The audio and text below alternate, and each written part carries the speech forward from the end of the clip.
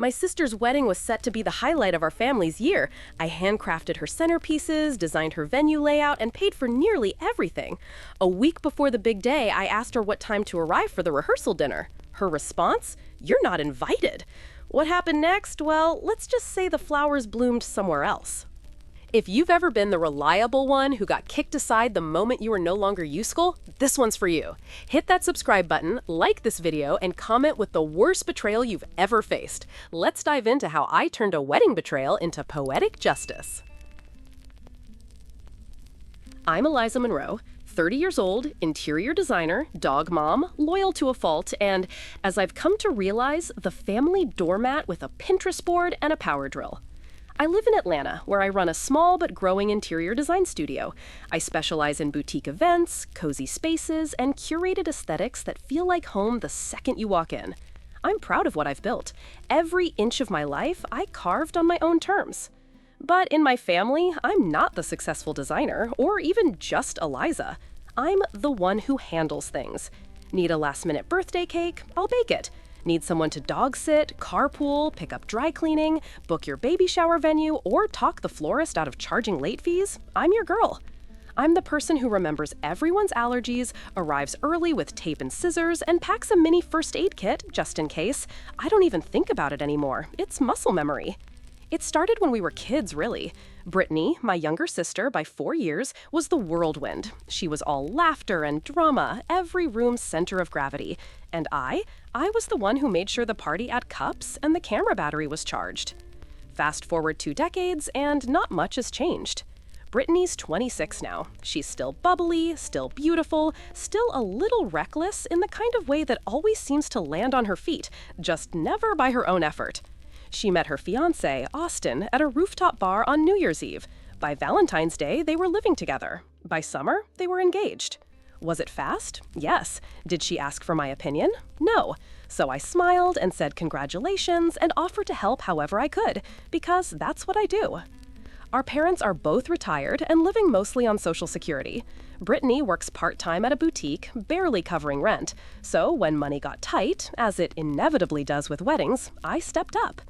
I put down the deposit on their dream venue, a converted greenhouse with arched glass ceilings, wrought iron beams, and creeping ivy that looked like it came from a bridal fantasy novel. I personally designed the entire layout, down to the string light configuration and floral clusters. I negotiated with vendors, sourced every piece of rented decor, and even spent my evenings handcrafting 80 centerpieces from glass and clay.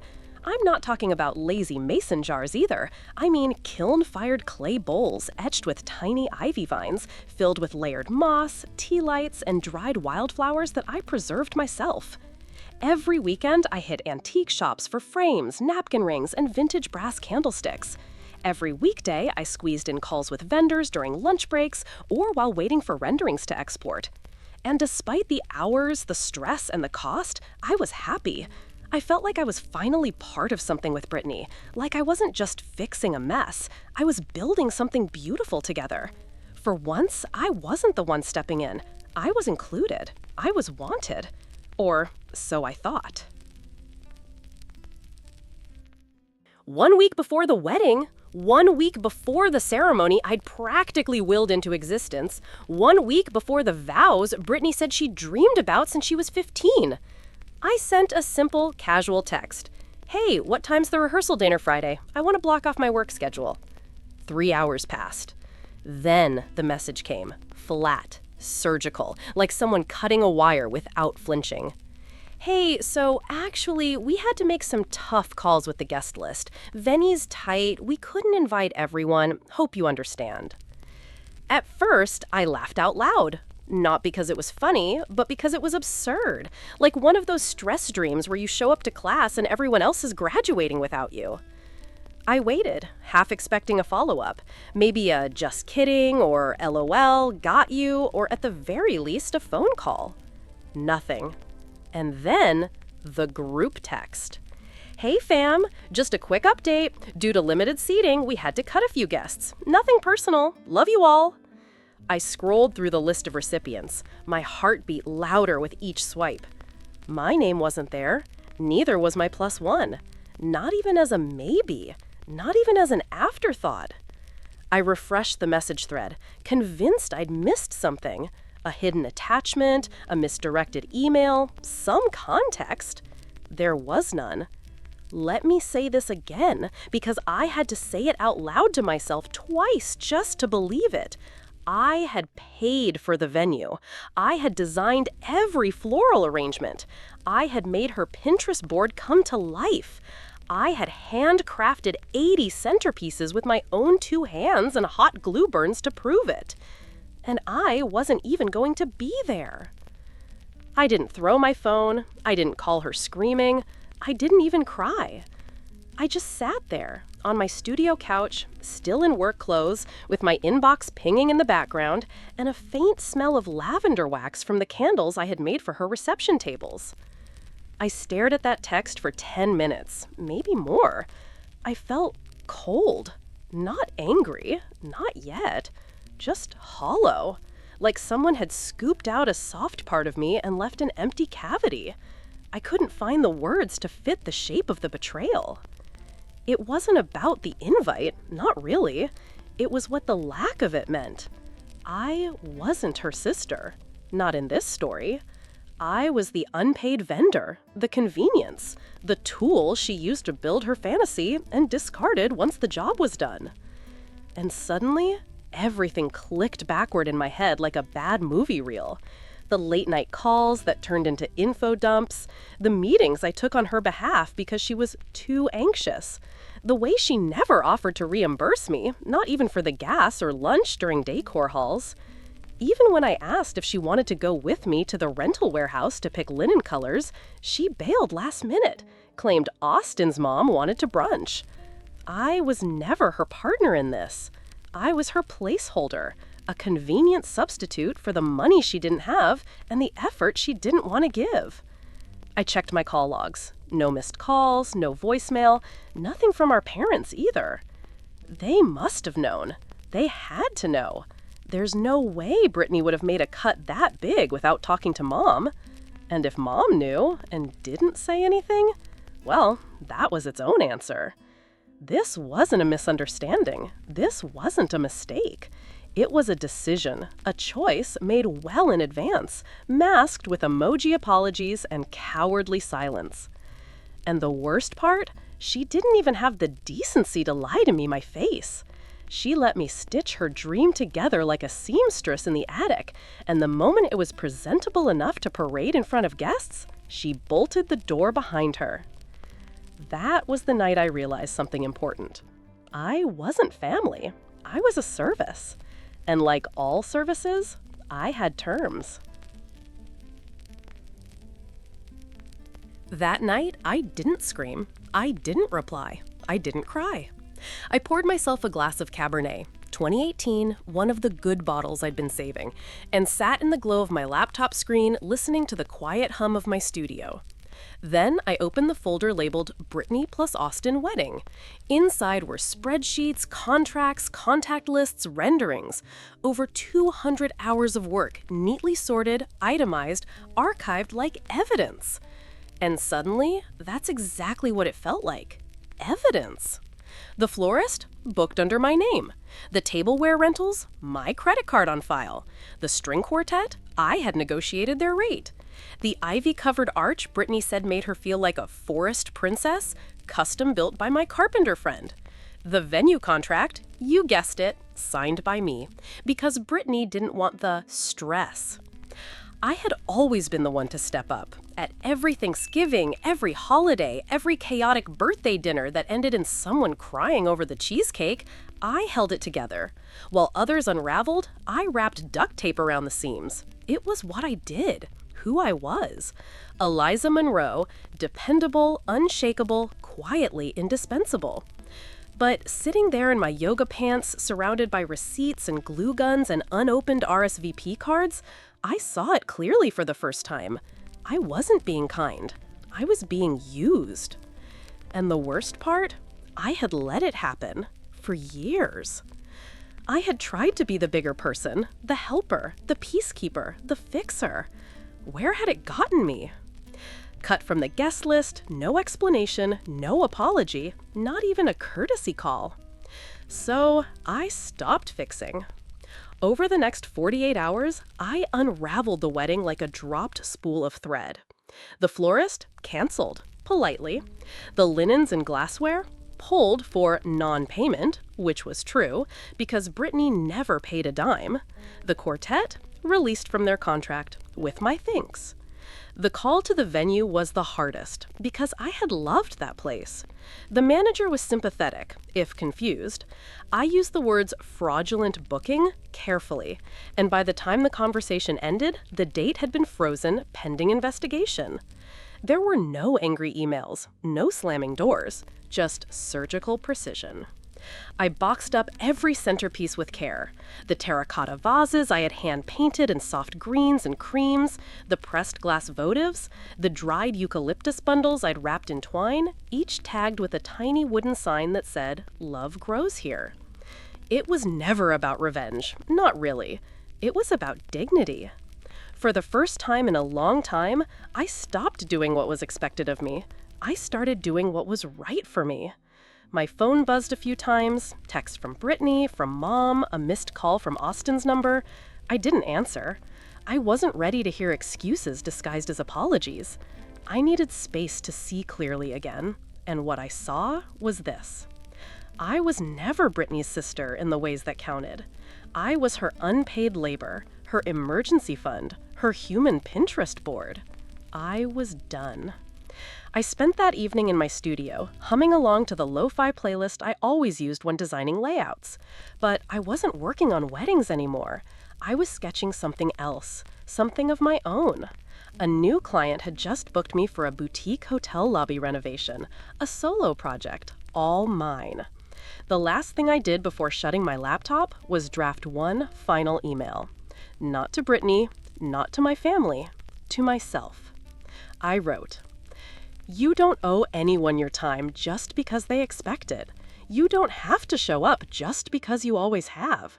You are not a placeholder. You are not background support. You are the main character in your own damn life. Act like it." Then I hit send to my own inbox, just to make it official.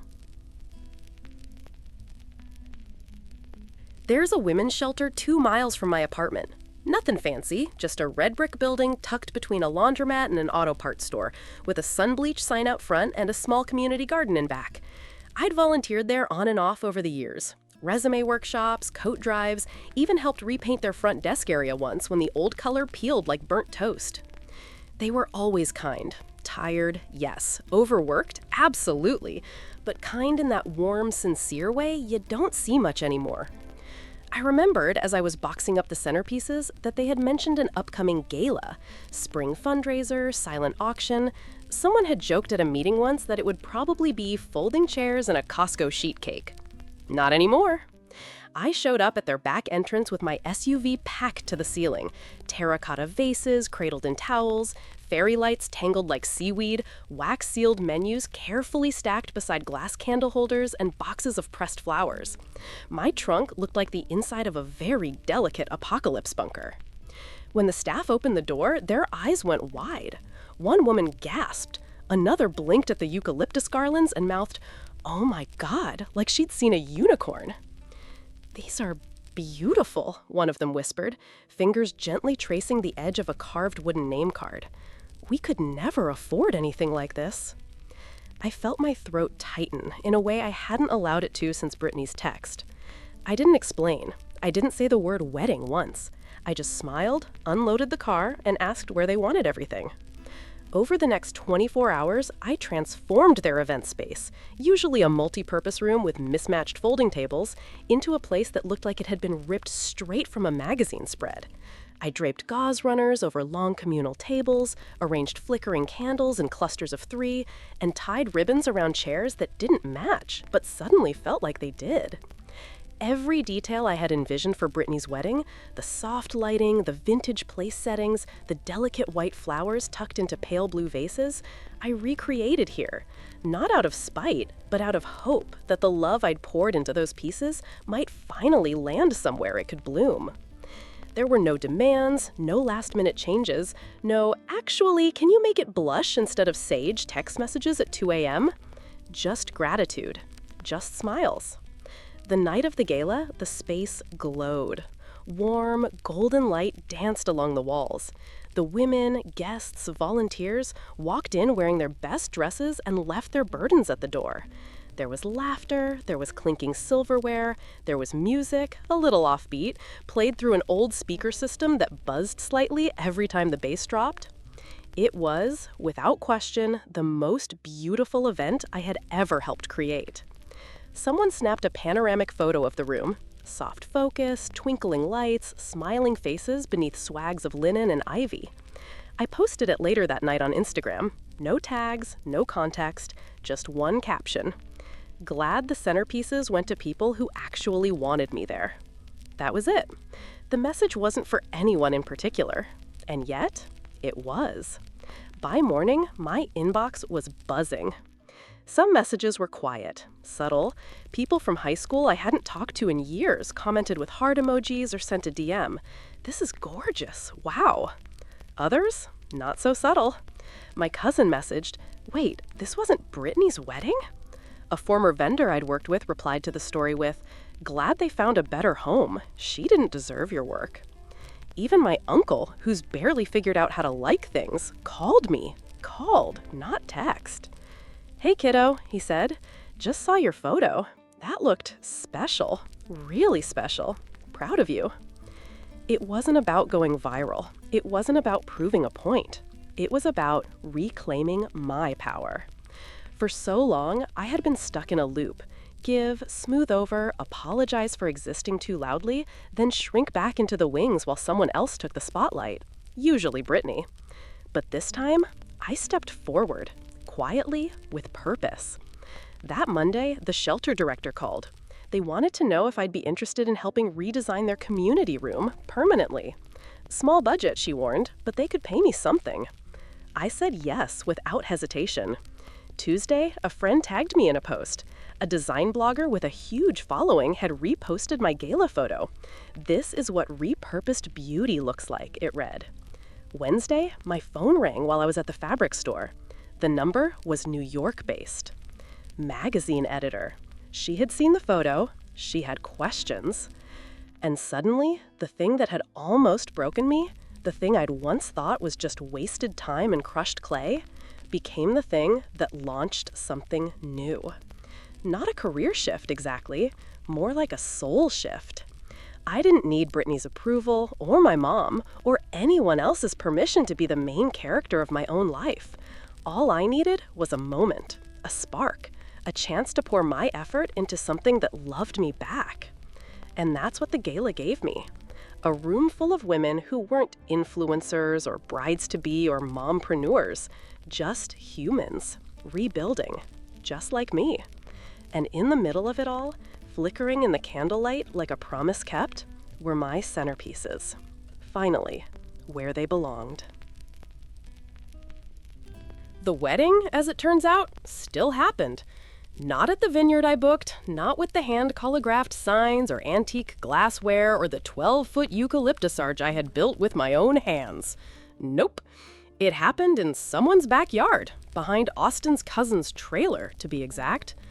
There were plastic folding chairs, half of them still had price tags dangling from the backs, bouquets of white roses from the grocery store, their leaves already wilting in the early summer heat, a Bluetooth speaker on a folding table, blasting a playlist that didn't quite match the vibe, no altar, no aisle, just a strip of brown grass cleared between two lawn gnomes. Apparently, Brittany had arrived at the original venue 2 days before the wedding for a quick walkthrough. She expected to see her Pinterest dreams come to life. Instead, she found locked doors. No setup, no staff. Just a printed sign on the gate, temporarily closed pending contract verification. She went ballistic, according to my aunt. Tried to threaten the coordinator, screamed that there must be some mistake, told them she was the bride and this was her wedding. They calmly showed her the contract. My name, my email, my signature. Then they escorted her off the property. She cried, screamed, said I had ruined her life, said I was jealous, claimed it was all just a misunderstanding, that she meant to include me, but things got confusing with the guest list. Sure. Her meltdown was apparently so dramatic that Austin's groomsmen had to drag her into an Uber and spend the next 24 hours trying to salvage the event. They borrowed chairs from a neighbor's garage, called in a favor with a distant cousin who once catered a church potluck. Someone ran to the supermarket for a backup cake. It melted in the sun before Brittany even made it down the makeshift aisle. The photographer didn't show, the hairstylist canceled, half the guests never got a new location update and showed up at the wrong place entirely. The bridesmaids' dresses were wrinkled, one groomsman forgot his shoes. It was, by all accounts, a disaster. Meanwhile, I was sipping cold brew in my backyard, watching the succulents bloom. The family group chats exploded, screenshots flew, vague posts appeared on Facebook. Some relatives defended Brittany, called me vindictive or dramatic. Others sent me quiet messages behind the scenes. Wait, you weren't even invited? What happened to all the flowers? Was that your centerpiece in that shelter photo? No one said anything publicly, but you could feel the shift, the unspoken acknowledgement that maybe, just maybe, I hadn't overreacted, that maybe Brittany's version of events wasn't the only truth.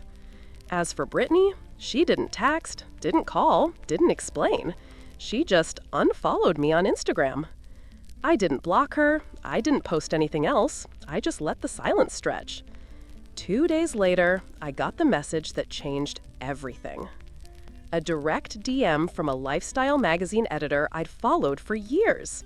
She'd seen the gala photos. She'd loved the aesthetic, the florals, the lighting, the intention behind it all.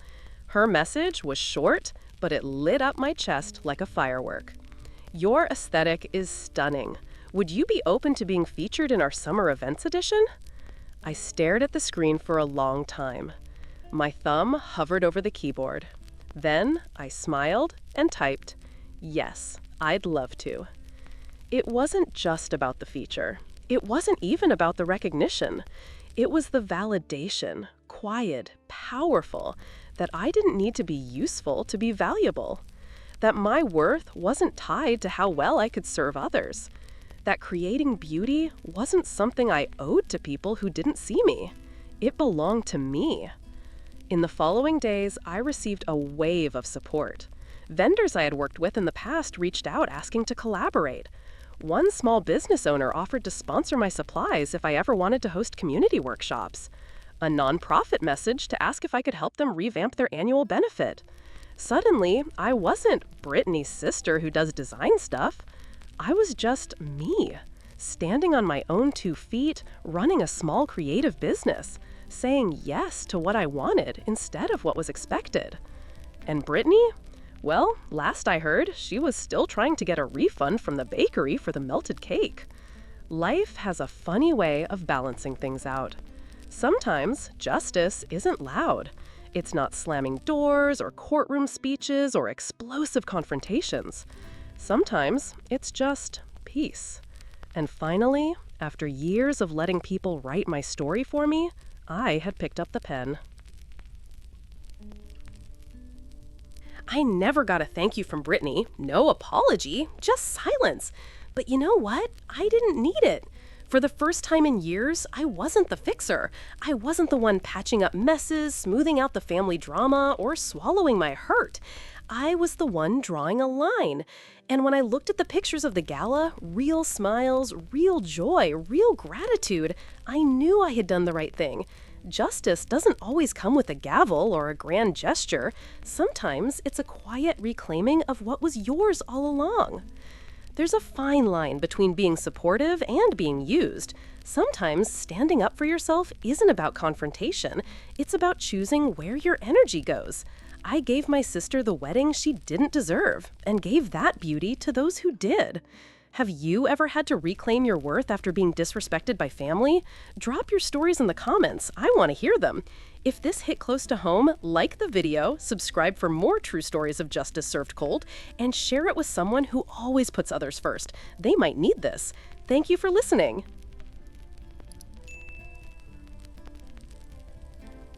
And now we'll jump into the second story in just a few seconds. Stay tuned, it's a good one.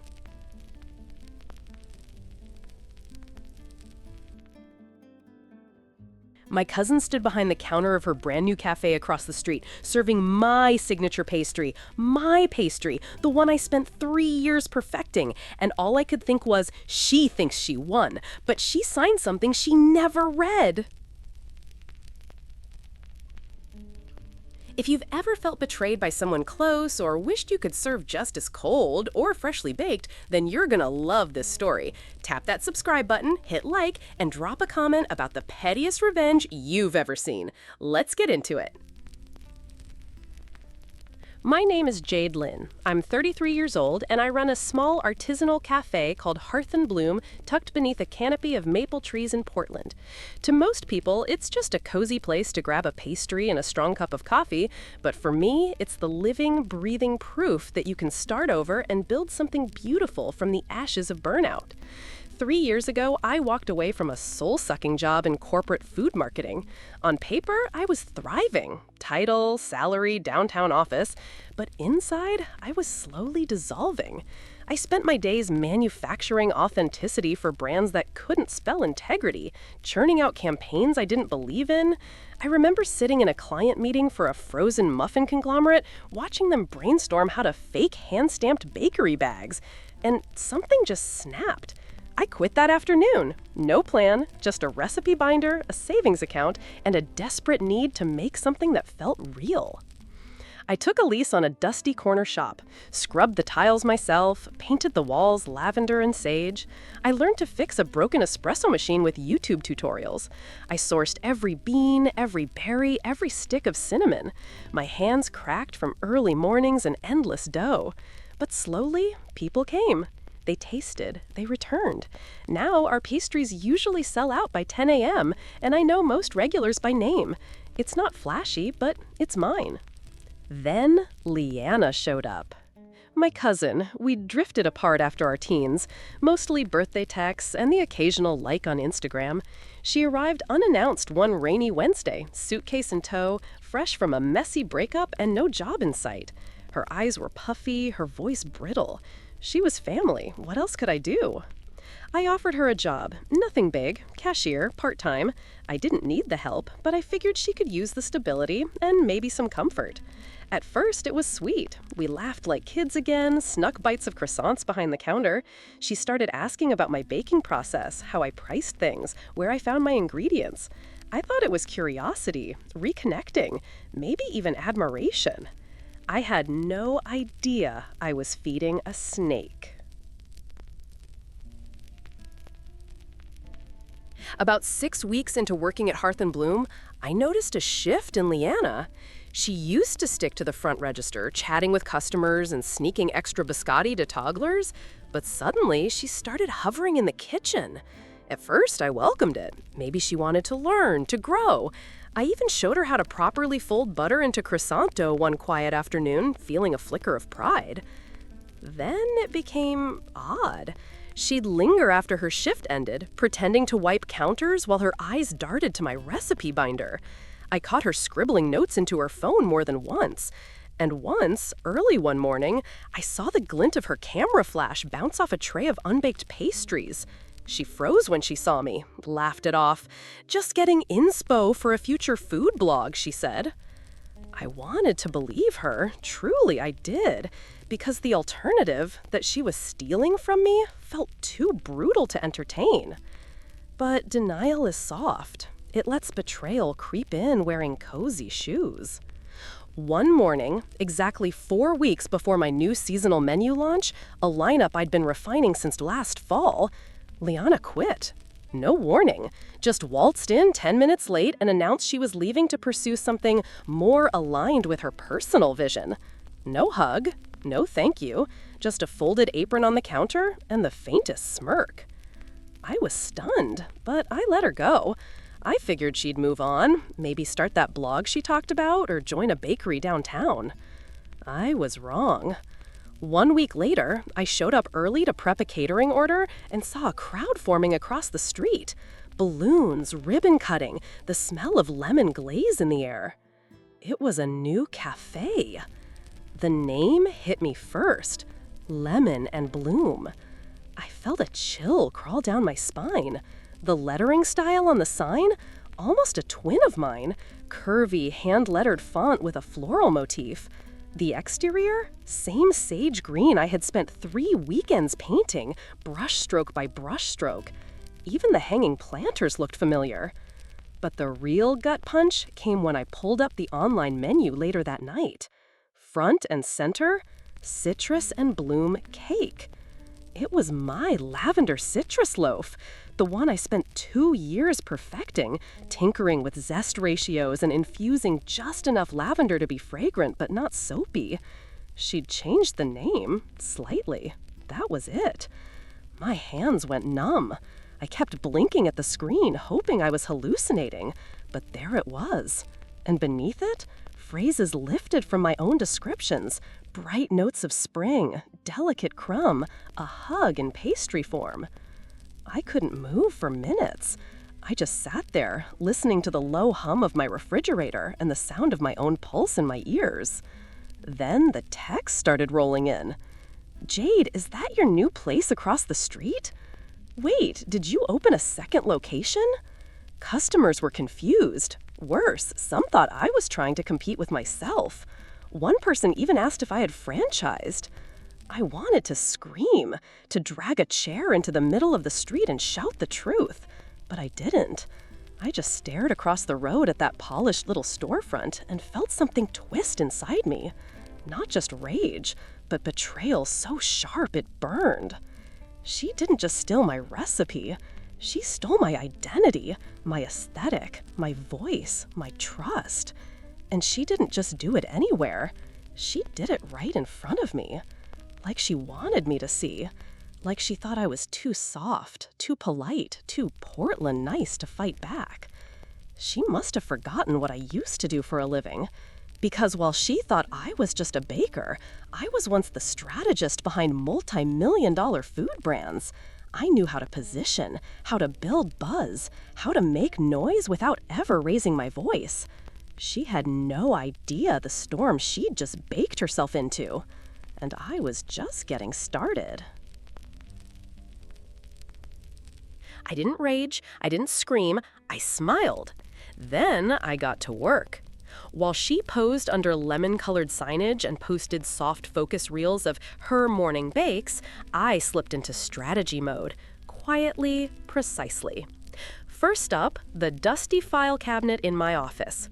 I found her onboarding paperwork tucked between tax forms and supplier invoices.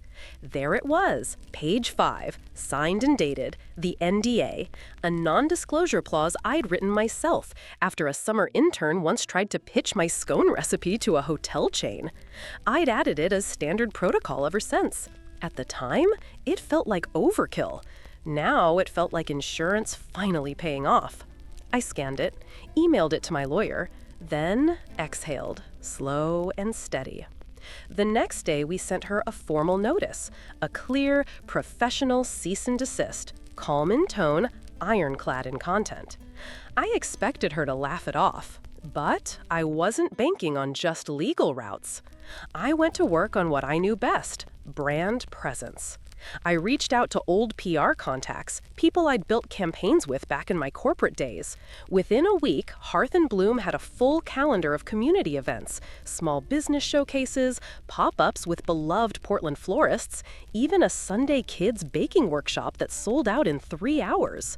But my favorite move, a limited-time comeback menu. At the top of it, the lavender citrus loaf. Only this time, rebranded, bold lettering, gold foil signage, the original Bloom. I leaned into the narrative. Without naming names, I told my story in subtle ways. Back by popular demand, years in the making, a Portland original. People got the message. And they showed up. My regulars came back with a vengeance. One brought her elderly mom, saying it reminded them of our first opening day. Another posted a side-by-side review of both loaves with the caption, "Nice try, knockoff." The photos poured in, comments too. Supportive, loyal, furious on my behalf. "She stole your soul, Jade, and it still doesn't taste the same." I never responded, never clapped back publicly. I didn't have to. Instead, I poured myself into the space again, scrubbed every table by hand, hand-wrote thank you notes on every to-go bag, reconnected with my vendors, upgraded ingredients, even trialed a few gluten-free options for regulars who'd been asking for months. I turned her betrayal into momentum. And it worked. Our foot traffic doubled. Weekend mornings had lines down the block again. But more than that, there was a shift. People weren't just coming for coffee and pastries. They were coming for me, for my story, for what Hearth and Bloom represented: authenticity, resilience, and just the right amount of grit dusted in powdered sugar. Meanwhile, across the street, Lemon and Bloom's shine began to dull. There were whispers. Customers caught wind of the drama. Some came into my cafe just to compare, curiosity dancing behind their lattes. They usually left mine with full bags and subtle nods. One woman leaned in as I boxed her order and whispered, "Yours still smells like spring. Hers smells like imitation." That stuck with me. Because while Liana had copied the look, she could never replicate the heart. She didn't know that the lavender I used was sourced from a tiny farm 3 hours away, run by a couple I visited every summer. She didn't know how many nights I'd cried into that batter, praying for one break, one spark of hope after quitting a 6-figure job to chase a dream no one else believed in. She didn't know what it meant to build something with your bare hands. Not really. But now she was about to learn what it meant to steal from someone who did. And this time, the crumbs she left behind were leading straight back to her. Leanna didn't go quietly. In the weeks after the cease and desist, she doubled down. I'd see her out front, handing out flyers in a sunny yellow apron, smiling like nothing was wrong. She hired micro-influencers to post bubbly reviews about Portland's newest artisan escape. Every post dripped with curated charm: golden hour lighting, floral mugs, half-sliced loaves with captions like #FreshStart. But the comments told a different story. What happened to Jade's recipe? Didn't she steal that loaf from Hearth and Bloom? Pretty, but feels off. She tried running discounts, buy one, get one free. I didn't flinch. She rolled out a baker's brunch box almost identical to one I'd posted months prior. Still, I didn't respond. I didn't post call-outs or fuel the gossip. I simply kept showing up, early and focused. But the consequences of her NDA breach moved faster than hashtags ever could. The first blow came when she ignored the cease and desist. My lawyer followed up. This time, it came with sharper teeth, an intent to pursue damages. I didn't want to bankrupt her, I just wanted accountability. But in business, even whispers of legal drama can chill suppliers. Sure enough, within days, one of her primary vendors, an organic dairy cooperative, quietly cut ties. Another supplier, a local jam maker, posted on their socials, "We don't support unethical business practices, period." Customers noticed. So did the press. It started with a food blogger, someone who'd reviewed both cafes. Her piece was blunt. One is legacy, one is imitation. She detailed the similarities, the timeline, the now viral hashtag #BloomOriginal. It trended for a day and showed up in my inbox 100 times. And just like that, the tide turned. Leanna's once curated presence cracked. Her review scores plummeted. People who had once praised her were now editing their posts. Comments piled up. Unfollowed, disappointed, support the original. Even her influencer partners quietly deleted posts or edited captions to clarify, "Sponsored, opinions my own." A few reached out to me, apologizing for not knowing the full story. Still, I said nothing publicly. I didn't have to. Instead, I poured my energy into what came next. I'd been planning it quietly, another Hearth and Bloom, a second location just across the river in a charming suburb known for its weekend farmers markets and family-friendly foot traffic. The space had been vacant for months. I signed the lease without fanfare, renovated it in the evenings after close, trained a second team under wraps. Then, on a crisp Monday morning, I made the announcement. We're expanding. Hearth and Bloom #2 opens in 4 weeks. The buzz was instant.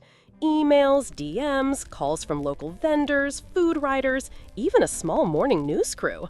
The headline the next day was better than I could have imagined. Portland's favorite loaf rises again. They featured my journey, the humble cafe roots, the comeback, the resilience. They didn't name Leanna. They didn't need to. The story was clear. Small business owner, betrayed, rebuilt, thrived. Customers brought flowers. Kids drew crayon posters for our windows. One woman even cried at the counter, saying she hadn't felt this connected to a local business in years. And Leanna? She tried one last move, a lavender eclair launch with pastel boxes and scripted cards that read, "Reimagined Tradition." But no one was buying it, literally. Her cafe grew quieter. Some days it didn't open at all. I passed by once and noticed her sitting alone inside, hunched over her phone, the display case half empty. No customers, no deliveries. It hit me then, not pride or revenge, but a strange kind of grief. Because I remembered the version of her from our childhood, the one who danced barefoot in the garden, smeared in chocolate frosting from Nana's birthday cake. That girl was long gone. This woman across the street had taken a shortcut and lost her way. But I had followed the recipe, every step, every hour, every setback and late-night test batch. And while she copied the image, I had built the brand. While she borrowed the flavor, I had created the story. In the end, she never stood a chance. Because people don't just crave good food. They crave something real. And I was never in the business of imitation. I was in the business of heart. The day of my second grand opening was everything the first one wasn't. No nerves, no secondhand appliances or paint still drying, no scraping together rent while wondering if anyone would show up. This time, there was a line before the sun rose. Baristas laughed behind the new counters. Our signature Bloom logo gleamed in gold on a fresh white awning. The lavender citrus loaf, the original Bloom, sat proudly in the front display, flanked by new pastries I'd spent months testing. There were even custom mugs now, real branding, real roots. I arrived early, not out of necessity, but tradition. Opening day deserved silence before the storm. Before turning the corner, I took one last glance across the street. Lemon and Bloom's lights were off. The windows, once carefully dressed in eucalyptus garlands and styled teacups, were bare. The only thing on the glass was a single taped sign, written in black Sharpie. Closed for renovations. There was no date, no branding, just silence. I paused for a moment, pulled the small envelope from my coat pocket, the one I'd written the night before. No flourish, just a plain white card inside with a single line. I don't just bake, I rise. I slipped it under her door and walked away. She never responded, but whispers traveled. A month later, one of my wholesalers mentioned that Liana had cleared her accounts and left town. Someone else said she moved in with an old friend down in California. No announcement, no farewell post, just gone. I didn't feel triumphant, not in the way movies frame it, with fireworks or slow claps. It felt quieter, like an exhale, like finishing a final page and gently closing the cover. What stayed with me most wasn't the revenge, it was the reclamation. Every time I opened that new location's doors, it reminded me of why I'd left my old life behind. It reminded me of the way Hearth and Bloom had never just been about coffee or croissants. It was about rebuilding myself, brick by brick, loaf by loaf, after walking away from something that drained me. Liana tried to shortcut that process. She mimicked the outcome, not the path. And when the cracks showed, she didn't know how to patch them with grace. That's what made the difference in the end. Not just what I built, but how. A few months later, I found her old apron still hanging in the back storage closet at the original cafe. Pale green with a stitched flower on the chest. I stared at it for a minute before folding it neatly and placing it in a donation box. No ceremony, no lingering. Sometimes the cleanest endings are the ones you don't narrate. What she took from me forced me to dig deeper into who I was, not just as a baker, but as a person. She didn't just steal a recipe. She tested my boundaries, my backbone, and what I believed about second chances. And honestly, I needed that. I needed to be reminded that kindness without boundaries is just an invitation for chaos. The betrayal no longer defined me. The rise did. Revenge didn't look like shouting or suing. It looked like quiet confidence, airtight contracts, and letting quality speak for itself. I turned betrayal into branding. And every morning when I unlock my cafe door and smell that first loaf baking, I remember, no one can copy heart. Sometimes the sweetest revenge isn't about crushing your enemies. It's about rising higher than they ever imagined you could and letting them watch from below. If that story gave you chills, smash that like button. Don't forget to subscribe for more deliciously satisfying Reddit revenge stories. And drop a comment. What would you have done if your cousin pulled this? I'm Jade, and I'll see you in the next story.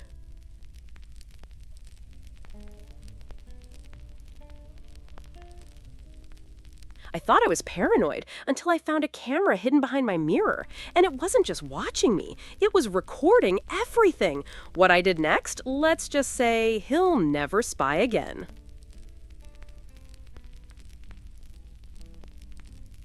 If you've ever trusted someone and been betrayed in the creepiest way possible, hit that subscribe button, like this video, and stay with me, because this story proves justice can be silent and still devastating.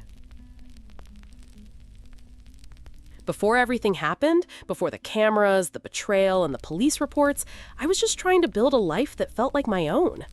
I'm Naya Hassan. I'm 27, a freelance illustrator, and cat mom to the most spoiled orange tabby on earth, Cleo. I work mostly from home, which means my space is more than just where I sleep. It's my office, my creative cave, and honestly, my safe haven. After growing up in a loud, chaotic house with 4 siblings and a rotating cast of aunts, cousins, and second cousins, I craved solitude the way some people crave sweets. So when I finally scraped together enough savings to move out of my older cousin's cramped guest room, I was determined to find a place that wasn't just functional, it had to feel right, cozy, private, a little quirky like me. The Chicago rental market wasn't kind. Everything decent was either out of my price range or suspiciously moldy. That's why when I found the brownstone apartment, it felt like the universe had finally thrown me a bone. It was a second-floor unit in an old Victorian with creaky floors and stained glass transom windows. The rent? Suspiciously low. But the charm? Off the charts. Hardwood floors, crown molding, a kitchen that wasn't falling apart, even a clawfoot tub. I remember texting my best friend Rachel a photo of the front porch with the caption, "Manifesting." Rachel, ever the practical one, wasn't as enchanted. "It's cute," she admitted, "but under market rate by that much? Either it's haunted or there's black mold." She had a point, but I toured it anyway, and honestly, it felt good. The landlord, Mr. K, was awkward in that trying too hard sort of way, like he'd watched a YouTube video called How to Be Likeable. Too many teeth when he smiled, and he made way too much eye contact. Still, the place passed inspection, nothing felt unsafe, and the lease looked standard. Rachel hesitated, but eventually signed on with me. She worked long hours as a paralegal and wanted out of her roommate's sketchy Wicker Park basement. At first, it was perfect. Cleo took to the apartment like she'd lived there in a past life, always sunning herself on the window ledge, tail twitching as she watched pigeons from above. I had a bright corner in the living room that I turned into a makeshift studio. My arc felt better there, more honest. Rachel and I settled into a rhythm. Movie nights, bad takeout, inside jokes shouted from opposite rooms.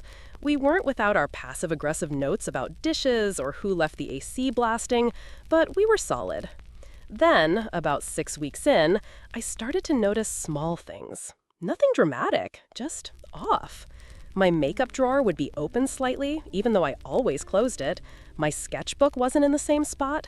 My dresser felt rifled through, like someone had searched without taking. I mentioned it to Rachel casually. She smirked and said I was channeling my inner Nancy Drew again. I laughed it off with her, but inside, something tensed. That small voice, the one you usually shove aside, whispered, "This isn't in your head," and I couldn't unhear it. I told myself it was for peace of mind, that I just needed to rule out the wild scenario my gut kept pitching me. So I ordered a small, motion-activated sensor, nothing fancy, something discreet enough to tuck into the trim near my bookshelf. It had no camera, just a silent ping to my phone if anyone entered the room. For a week, everything was still. I tried to relax. Maybe I was overthinking it. Maybe Cleo was messing around with things. Maybe I was so used to looking over my shoulder that now, with stability and reach, I couldn't stop expecting the floor to fall out. Then, Friday happened. Rachel and I were out at our usual bar for trivia night, our weekly brain flex and wine-fueled escape. I was mid-sip of a cheap Pinot Grigio when my phone buzzed. I glanced down, expecting a meme from a friend. Motion detected, 9:16 p.m., bedroom. My blood went still. My thumb hovered. Then I opened the app. The log showed a clear timestamp. Someone, or something, had triggered the sensor. Cleo couldn't have done it. The sensor was 4 feet off the ground. I didn't think. I ran. Chicago nights are loud, but all I heard was my own pulse hammering as I sped down sidewalks, practically bowling over pedestrians. The rideshare driver didn't ask questions. I didn't offer any.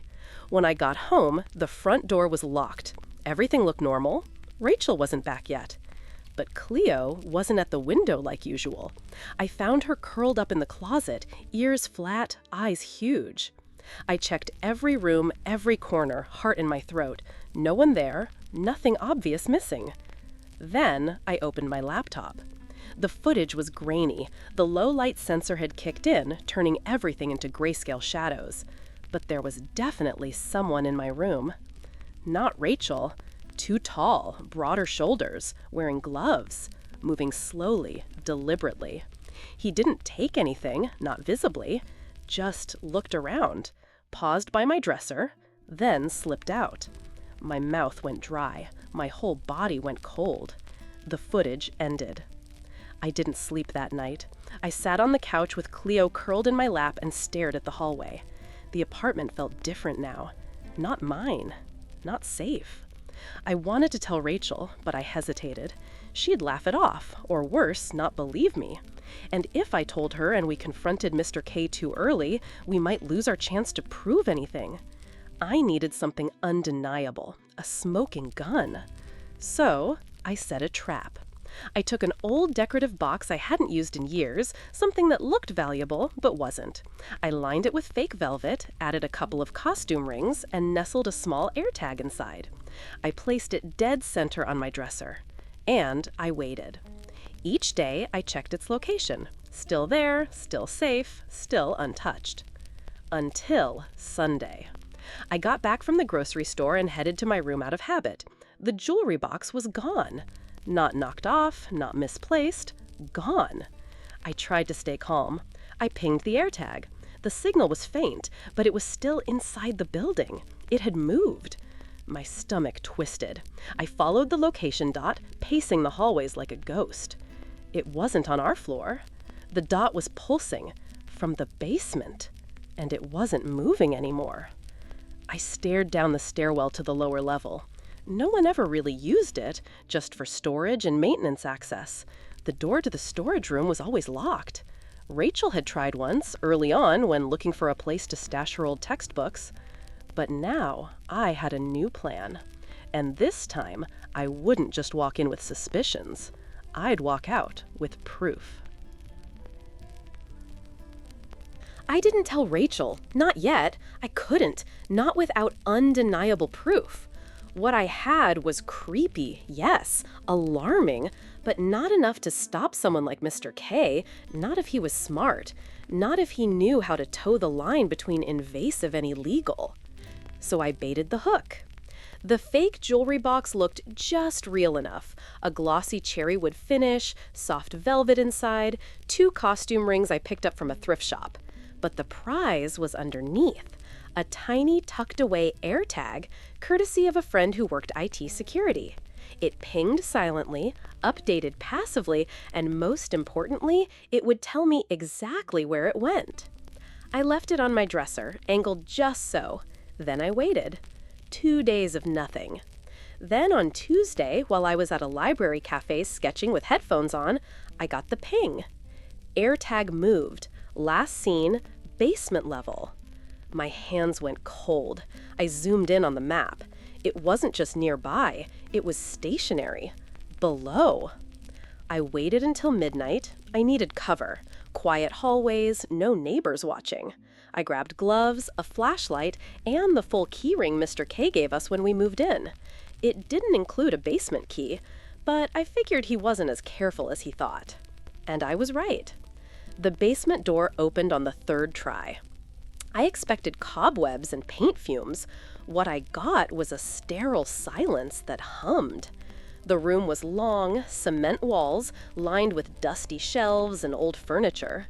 But there, in the back, under a low-hanging bulb that flickered with every gust of the boiler, was a large metal cabinet, industrial, heavy, slightly ajar. I pulled the door open. It didn't creak, just clicked like it had been waiting for me.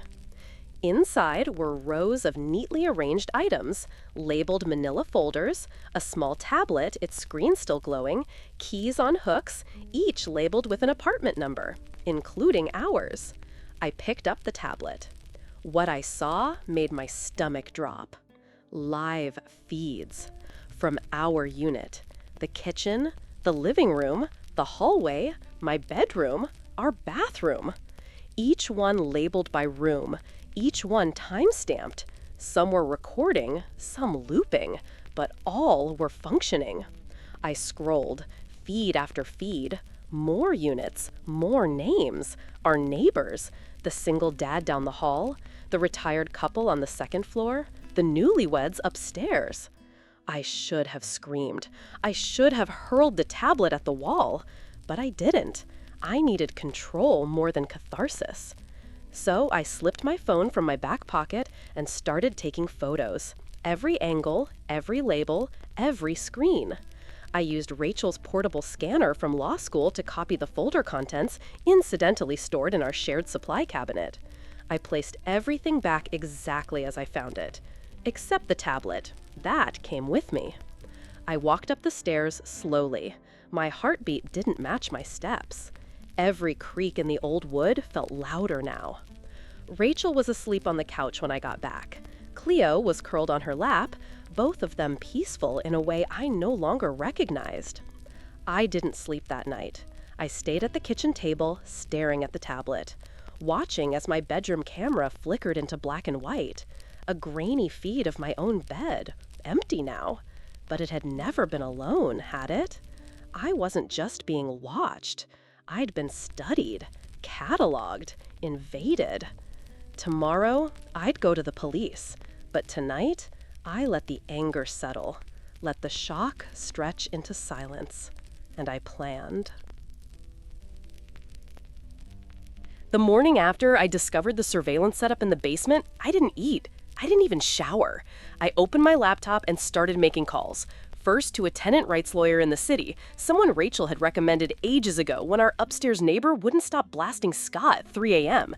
Back then, it felt like overkill. Now, not even close. I explained everything, what I'd found, what I'd copied, the tablet in my possession, the live feeds, the AirTag bait, the timestamps. I emailed her the photos and video. Her reply was immediate. "This is criminal. I'm contacting the authorities. Don't go near Mr. K. Let us handle it."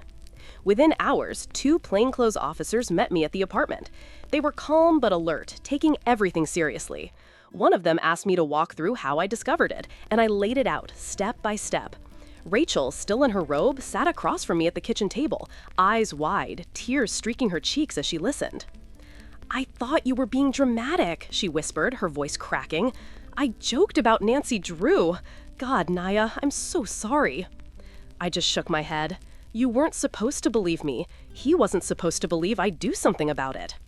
The officers took the tablet and my photos. They asked if I'd be willing to testify. I said yes, no hesitation. The next few days felt like a weird slow-motion dream. The building buzzed with whispers. More tenants came forward. One was a woman in her 50s who had noticed things moved in her bathroom. Another was a young couple who thought their Nest thermostat had been hacked. The more we talked, the more the pieces connected. Turns out mine wasn't the only trap. I was just the one who documented it best. Exactly 1 week later, Mr. K was arrested in the middle of the afternoon. Squad cars, flashing lights, uniformed officers. I watched from my window as they walked him out in handcuffs, his expression flat. No more overdone smiles, no more awkward politeness, just the face of a man who'd been caught. The charges were extensive: illegal surveillance, invasion of privacy, unlawful possession of recordings, and multiple counts of tenant endangerment. The investigators found hard drives in his personal storage unit, hundreds of hours of footage, names, dates, notes. News picked it up by the next morning. Chicago landlord arrested in widespread tenant spying scandal. I wasn't paranoid. Woman's AirTag trap leads to major arrest. My name wasn't listed at first, but people figured it out. I started getting DMs, emails, even handwritten letters from people who read about what happened. Some were neighbors, some complete strangers. They thanked me. They told me their stories. One woman from Kansas said she'd had a similar gut feeling about her building super, but no one believed her. Another from Boston said she installed her own cameras after reading my story. She caught her landlord copying her keys. But underneath the praise was a layer of collective trauma. Women especially, saying, "I knew something was off, but I second-guessed myself. I let it slide. I didn't want to be crazy." That part made me furious, not just at Mr. K, but at the quiet normalization of being watched, dismissed, laughed off, at the way Rachel cried when she realized how easily she'd brushed off my fear. We weren't just victims. We were a cautionary tale. I wanted to burn the whole system down, but I'm an artist, so I drew instead. I dug through my old sketchbooks, pulled out every angry doodle I'd ever drawn of nosy landlords and creepy shadows in apartment hallways. I refined them, built a visual vocabulary around them, turned my fear into panels, my frustration into punchlines, my anger into art.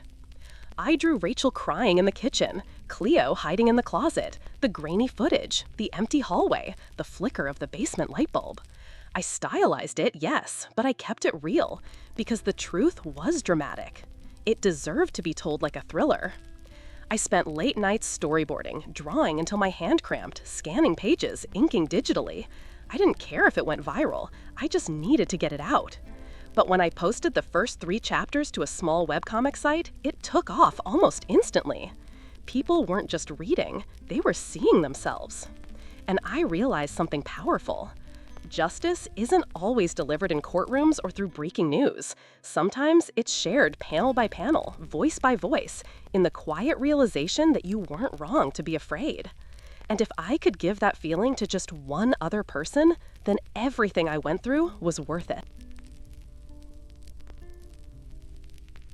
The webcomic started as therapy. I never expected it to grow legs and sprint. I called it Not Just Paranoid, a nod to the phrase that had looped in my brain for months, sometimes in my own voice, sometimes in Rachel's, sometimes in his. The heroine looked like me, messy bun under her hijab, oversized hoodie, stress under her eyes. Her sidekick was Cleo, drawn slightly fluffier than real life, with sharper instincts. The villains weren't caricatures, they were unsettlingly ordinary, smiling too wide, standing too close, pretending not to hear you. Each chapter mirrored something real, then twisted slightly. The sensor, the AirTag, the footage. But there was something empowering about turning surveillance into storyline, about letting the heroine fight back without apology. People read, then they shared, then they wrote to me. I thought I was the only one who noticed when my keys felt wrong. My landlord used to fix things when I was out, but nothing was ever broken. My ex called me paranoid every time I questioned the cameras he set up. It hit something raw and necessary. Within a month, Not Just Paranoid was trending on Webtoon. A small indie publisher reached out. Then a podcast invited me to talk. They asked about my story, the real one behind the panels. And for the first time, I told it out loud. Not just what happened, but how it felt. The slow erosion of certainty, The gaslight so subtle it wrapped around your spine. The moments you laugh off things you know aren't funny. After that episode aired, my inbox became a second apartment, full of other women's ghosts.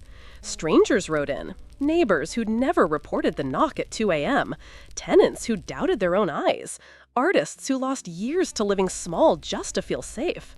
Some emails were short. One was just 2 words. Thank you. Rachel watched it all unfold. She was there the night I signed my first contract with a publisher. She brought sparkling cider and cried more than I did. We stayed friends, though something shifted. She trusted me more now, my instincts, my silences. We had new rituals. She triple-checked her locks. I bought her a motion sensor for her birthday. We called it our bonding trauma. As for me, I moved. New building, higher rent, yes, but peace was worth every penny. My landlord was a retired school teacher named Ruth, who handed me a welcome basket and a printed lease with no hidden clauses. There were no strange smiles, no cheap charm, just an apartment with honest creaks, natural light, and a door that only I had the key to. Cleo took a few days to settle in. She scratched the new couch, claimed the sunny window, and purred louder than she ever had in the old place. I think she felt it too, that breath of space, the absence of threat. I kept drawing. Even after the comic wrapped its first arc, I kept going, because villains evolve, and so do heroes. The comic wasn't just mine anymore. Fan art rolled in. One woman sent a panel she'd drawn of her own cat, sidekick to her own version of me. Another added a scene where the heroine opened a community center for women to tell their stories. Readers wanted spin-offs, animations, merch. I said no to the merch. I didn't want this story reduced to t-shirts and mugs. It mattered too much.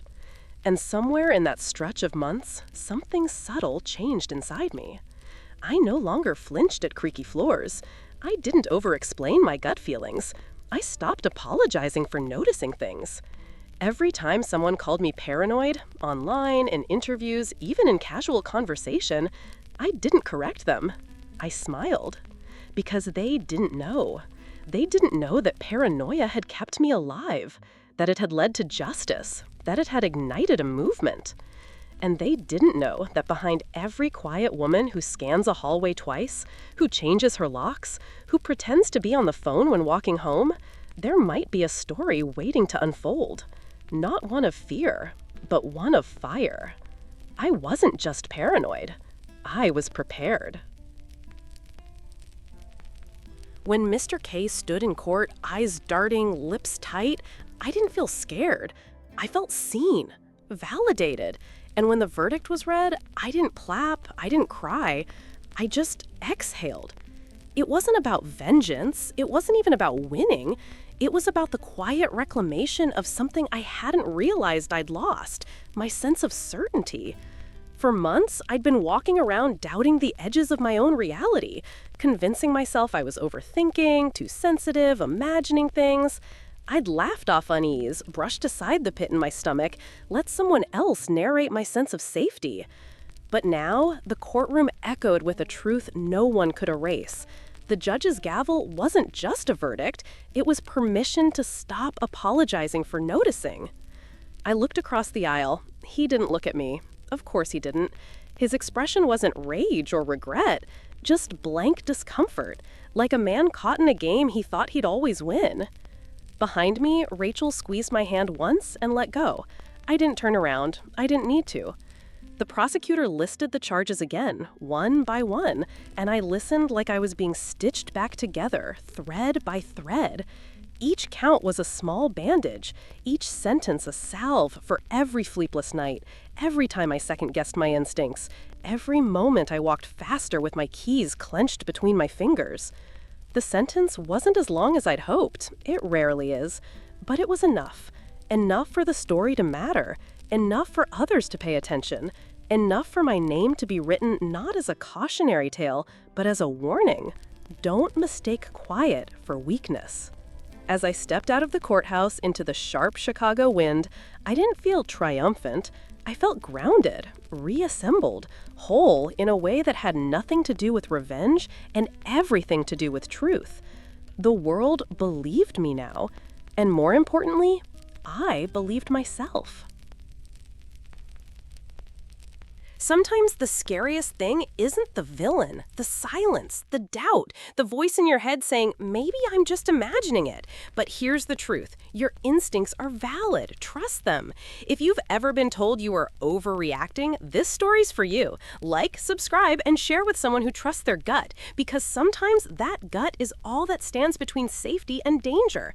And let me know in the comments, what would you have done if you found a hidden camera in your room?